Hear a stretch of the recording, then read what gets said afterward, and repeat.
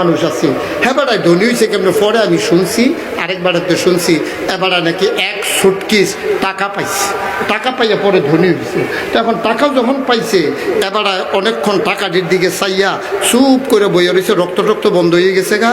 কারণ পুরো এক সুটকিস ঠেয়া বেড়া আছে লতি ব্যবসায়ী, লতি ব্যবসা করতো, বাজারে নিয়ে ব্যস্ত।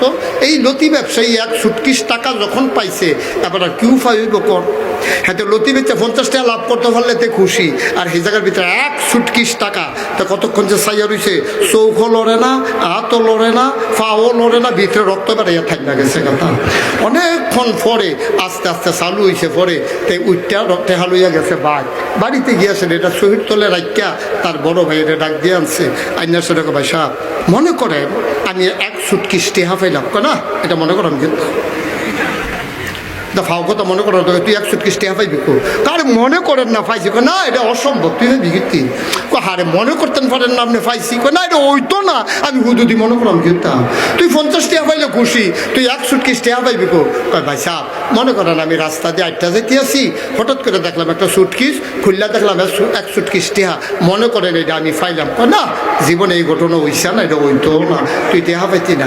হাতে করছে কি তা দেখছে যে অনেকভাবে বুঝাইতে চাইছে, কোনোভাবেই যখন বুঝে না তখন আমি সেটা সুটকেসটা খুললা যখন তার ভাইয়ের সামনে দিছে, হ্যাঁ তার ভাইয়ে কয় ভাই এটি কি টেহা, কয়ে যে যা করছে আর বন্ধ হয়েছে না।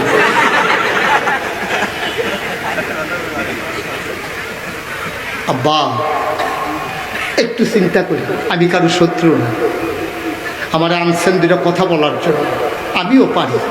এমন ওয়াজ করে যাব সবার সিফাই সিফাই সিফাই সিফাই ওয়াজ যাইব না, কেউর গায়ে লাগবে না, এই ওয়াজও আমি পারি। কিন্তু আল্লাহ যে কিয়ামতের ময়দানে বলবো এই হাকর জিব্বা কর, এখন আমি তো মনে করছি হোমিও ওষুধ বোধহয় খাওয়াই জিব্বা বার করতাম, কর এই বার করার লগে লগে গছ করে ধরে সেটা কেসি দিয়া ফুসতিয়া কাটটা আমার কবে এই ওয়াজ দিয়ে শিখছিলা, এর লেগে জিব্বাটা কাটটা দিলাম, এই ভয়ে আমাকে আপনি কি বলবেন কি মনে করবেন এতে আমার কুছ পারোয়া নেই, কারণ আমি এক এলাকায় যেখানে আসি দ্বিতীয়বার আর আসার ইচ্ছা নাই, ঠিক কিনা কম? আমাকে উচিত কথা বলতেই হবে, আপনি খুশি হন আর বেজার হন এতে আমার কিছু আসে যায়। আমার ওয়াজ যদি আপনার গায়ে লাগে, কেন আপনি গায়ে লাগান? আমি সুদের বিরুদ্ধে ওয়াজ করেছি, আপনার গায়ে লাগলো কেন? অবশ্যই আপনি সুদ খান, আমি তো ছেড়ে দেব না। আপনার চেহারার দিকে তাকাইয়া আমি তো সুদের বিরুদ্ধে ওয়াজ ছেড়ে দিতে পারবো না, ঠিক কিনা? আমি মদের বিরুদ্ধে ওয়াজ করলে আপনার গায়ে লাগে, অবশ্যই আপনি মদ খান। ভাই আপনার গায়ে রিক্সা লাগে কেন?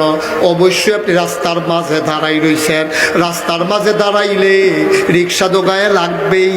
আপনি মদ খাইলে মদের বিরুদ্ধে ওয়াজ করলে তো আপনার উপরে পড়বেই।